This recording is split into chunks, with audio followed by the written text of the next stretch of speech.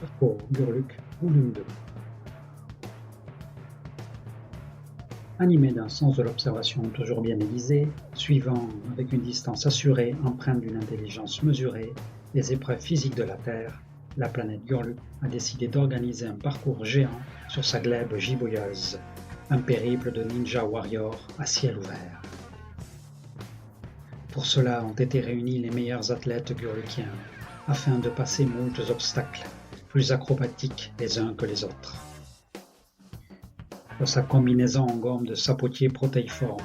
le premier concurrent s'élance et se pend à l'anneau d'une planète naine qui flotte à quelques centaines de gurleks au-dessus du grand océan Indien de Gurluk. Et après plusieurs saltos évrillés dans l'air cotonneux, il saisit les défenses flexibles à l'âme mousseuse d'un Gurlumut, un des pères inspirateurs de l'imposant mammifère, raclant les sols poussiéreux de sa cousine Gaïa. Puis, armé d'une Zultès photogène à la vitesse d'un éclair de Thor, ce Gurlukien se sert de ses cornes élastiques comme d'un trampoline pour atterrir sur les scories fumants, le fleuve de lave du volcan Gurluk-Rakboum-U, dont le dessin originel consiste à singer la mélopée des aurores boréales, et accessoirement celui de ces feux naturels qui inaugurent certaines agapes sur la sphère gurlukienne.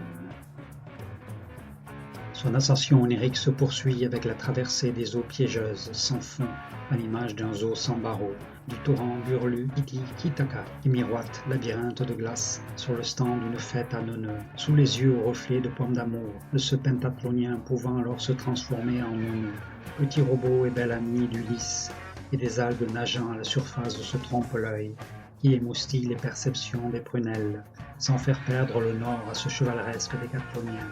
aussi prompt que le pot d'éther, embrassant le pot de verre. Sans ne jamais montrer un seul signe d'épuisement, de fatigue inhérente à cette manifestation d'énergie subtile, ce sémillant triathlonien enchaîne les figures de style, les prosopopées d'azur, sous le regard en coin et un brin rêveur, les Gurlukiens soutenant ces circonvolutions solaires, avant de clore son odyssée par le décrochage harmonieux d'une fleur de verre, de cette cocarde collée aux cornes du puissant Gurluminotaure, faisant des bonds de locuste, des mouvements zélés de Thor, aux fesses de fakir de ce gladiateur volant. Oh, ce gymnaste, un poil-chat de Birmanie, à la fâcheuse manie de toujours retomber sur ses pattes postérieures, avec la grâce d'un oursin sur les bajoux d'une barrière de corail austral,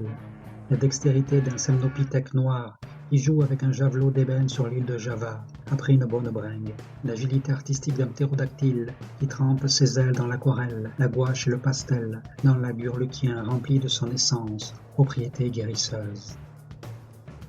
À des gurlecs de tout essoufflement de circonstances, notre fier biathlonien termine sa course enfiévrée dans les bras d'un baobab, l'accueillant avec un instinct tout maternel, presque fétal, sans lui être fatal, puisqu'il parvient à se poser sur la plus haute branche de ce roi des forêts, avec la douceur d'une fraise des bois sur la couronne d'une dent de lait.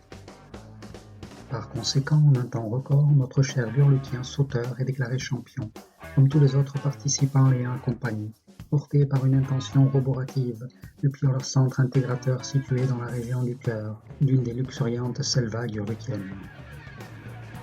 Sur la planète Gurluk, la victoire de l'un vaut celle de tous, car la rivalité n'existe pas au sein de cet espace créateur. Seul compte la souveraine présence identitaire qui s'unit à celle des habitants de Gurluk, en cet empyréen opéra de l'être où la chorégraphie du vivant poursuit son œuvre cosmique.